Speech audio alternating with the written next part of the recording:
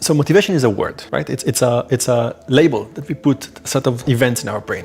What you actually want is the outcome of that. You want to do things that when it's hard. So I think that there are a few kind of things that we know work. One is evidence of past successes. If I sit with you and I go back to your memories and I reframe them as successes, suddenly the current event that's the same is a success. So I think that one thing is like having success stories and identification stories. As in you find there's a lot of people out there. There was a person that is like you that had similar experience and chose the thing that you want to choose. Find this person or these people and it's going to rub into you. So I get asked by my students often, how do I become funnier? How do I become smarter? And like my one tip that I give them all the time is surround yourself by people that you want to be like. You want to be funny? Just sit next to comedians. Just go to the same room they are and just sit next to them. It's going to rub onto you by osmosis because it's the environment that is around us that really changes everything. And other people said that before, but I'll tell you the neuroscience behind that. We know now that brains interact with each other through language in a way that synchronizes the brains. So when I talk to you right now, if you're engaged with what I say, it means that if we scanned our brain right now, our brains are going to look alike more than yours and someone on the street that isn't here. So two people in the same room, as soon as they kind of interact, their brains literally start kind of, if you want, pulsing in the same way. Parts of the brain light up in the same way, parts shut down. So we actually are affected. This is how we affect each other. This is how communication made humans who they are. This is the one thing that makes us better than all the other animals because we are able to communicate using language, affect each other's brain, and create narratives that don't exist together. We both believe in things that we've never seen before, like God, or ideas that like democracy, or money. Like those things we invented and we can communicate them and create this image in people's brains and they all share this thing. So in the same way, if you surround yourself by people that you want to be like, you hear them communicate, they change your brain and it's going to rub onto you. You are going to actually become funnier. If you sit and listen to funny people next to you, you actually become more motivated if you're next to people that are motivated. The next version of that, if you cannot find them, if you're sitting right now in a rural part of Alaska and you can't just find yourself in Los Angeles with the people you want to be with, is to actually just look at them on videos, on books. And that's the way our brain basically gets content and change. So changing brains happens in many ways, but the easiest one that everyone can try is to say what kind of world I want to be in and bring this world to you in the form of movies, stories, TV shows, or people.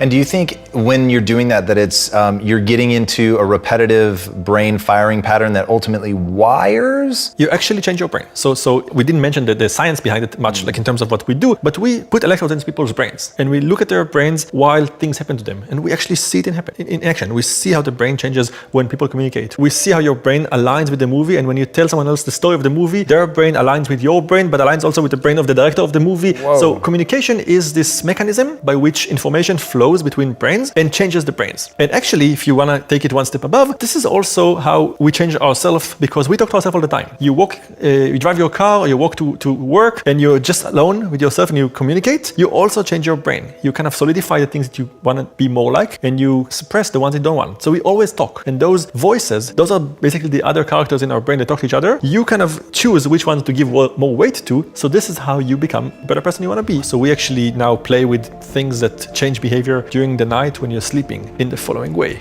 So this is another new thing from the last 10 years. Learn, change, and transfer overnight. So if you look at the night, if you go to sleep and for 8 hours sleep, it's not really a uniform experience. Night is not really just you fall asleep and you spend 8 hours just in the same state. You actually have phases. We call them stages and cycles. And they have different things that happen in them. And one of them is the stage where we're dreaming. That's when our brain basically simulates future options and shows us a movie of things that could happen and allow us to live through them, thinking their reality. It's the ultimate VR. We actually live life thinking that we're there, thinking how it would be to live with her in Alaska or to quit the job and move to Vancouver. Really have this experience, filter it through our emotions, and then wake up with the answer what to do. This is one stage, but there's another stage. It's really interesting. Stage 3 and 4 of the sleep. We call it slow wave sleep. It's a stage of the night where your brain essentially takes all the experiences from the day before and weights them and chooses which ones to keep and which ones to take out. So if you think about life, when you go through your day, there are many moments that you call the present. About every 1.5 seconds, you have a different present,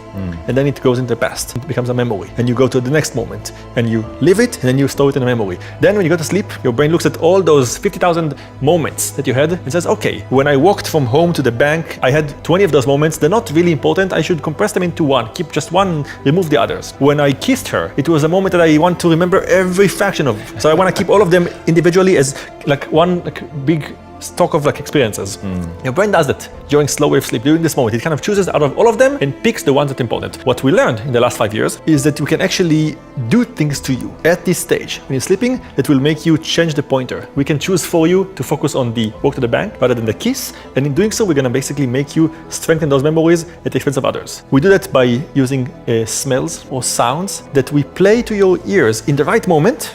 The smell of the And you judge that right moment because you're actually watching like a readout of what's going on. It has to be done. The important thing is that you can't really do it at home. You can't just spray the smell in the room all the time. You have to do it in the right moment, because that if you just spray smell in the room, it's gonna wash out. You have to kind of target the brain in the right moment, but then the brain is gonna say, I smell this thing. This means that I wanna focus on this moment and strengthen that. And what the experiments show is that you can actually make a person learn things when they're sleeping. You can actually change their behavior. You can make them choose to focus on different behaviors that they wanna change and wake up not doing this thing. You can actually do things. So the classical experiment that was really popular in the last 3 years was people come to the lab and they're smokers and they want to quit. They go to sleep for 2 hours and the experimenters wait for the moment when their brain is in this state where it's kind of listening to the outside world and reassessing life. Then they spray the smell of nicotine into their nose, making their brain think, okay, out of all memories I have, let's focus on those that have to do with smoking. And then immediately after, they blast the brain with the smell of rotten eggs, which basically makes the brain rewire and take nicotine and wire it with like bad experiences. So you do that a few times when they're sleeping, they wake up, they have no idea what happened, but then suddenly they say, I don't really want to smoke anymore. For a few days, they actually change their behavior. They don't want to smoke, not knowing what happened. They just came, took a nap, wake up, and they don't want to smoke. This is changing behavior, neuroscience. Wow. You find the moment, you hit the brain with it, you change the wiring, and the person wakes up a different person.